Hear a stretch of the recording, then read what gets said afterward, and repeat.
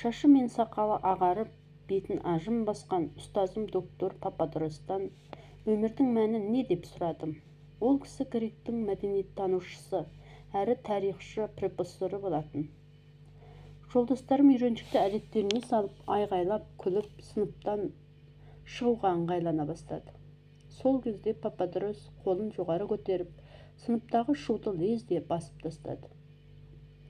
Сосын менің қандай мақсатпен сұрап тұрғанымды білу үшін көзіме бір сәт тесіліп қарап алды да, сұрағыңа жауап берейін, деді. Шалбарының артқы қалтасына қолын салып, теріден жасалған әмиянын алды. Арасын ақтарып жүріп, үлкендігі ақшадай шеңбер тәрізді айнаны алып шықты. Сосын сөзім былай сабақтады. Менің балалық шағым сұрапыл соғысқа дәл келді. Ол кезде кедейшіліктің тауқыметін тартып жүрген болатынбыз. Оның үстіне ауылымыз да орталықтан әлдеқайда ұзақта орналасқан еді. Бір күні жол бойынан айнаның сынығын тауып алдым. Сол жерге жақын маңда немістің жасап шығарған мотоциклі екі бүктеліп аунап жатыр екен. Шашылып жатқан айнаның бөлшектерін жинап алып құрастыра бастадым. Бірақ қанша әуреленсем де біріктіре алмай қойдым. Сосын мына қолымдағы айнаның бөлшегін қалтама салып алдым. Міне мынау. Кейіннен мұны таспен қашап отырып, дөңгелек күйге келтірдім. Бұл менің ең бағалы ойыншығыма айналды. Күннің сәулесін көрмеген қап-қараңғы жерлерге, терең шұңқырларға, жыраларға, көлеңкелерге жарық түсіріп жүрдім.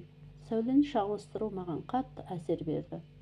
Мен үшін жарық түспейтін жерлерге жарық түсіру ең қызықты ойынға айналды. Арадан қанша жыл өтсе де айнамды жанымда сақтап жүрдім. Жасымның егде тартқанына қарамай, оңаша қалғанда айнаны қолыма алып, балаша ойнап кететін кездерім де болды.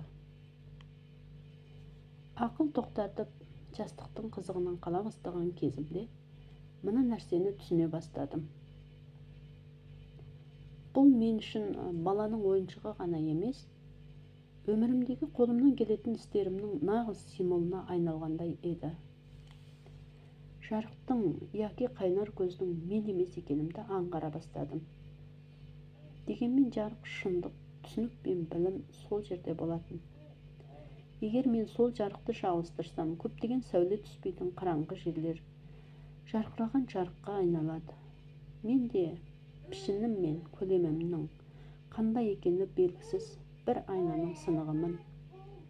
Өзімнің бойымдағы қабілетім мен дүниенің қараңғы жерлеріне, адамдардың жүрегіндегі қараңғы нүктелеріне жарық бере аламын. Кейбір адамдардың бағзы нәрселерін өзгерте аларлық шамам бар.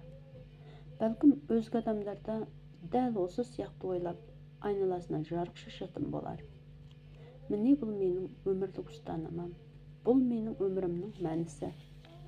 Сосын ол кішкене айнасына бір қарап алды да, терезеге түсіп тұрған күннің сәулесін бетіме әрі партадан ұстап тұрған қолыма шағылыстырды.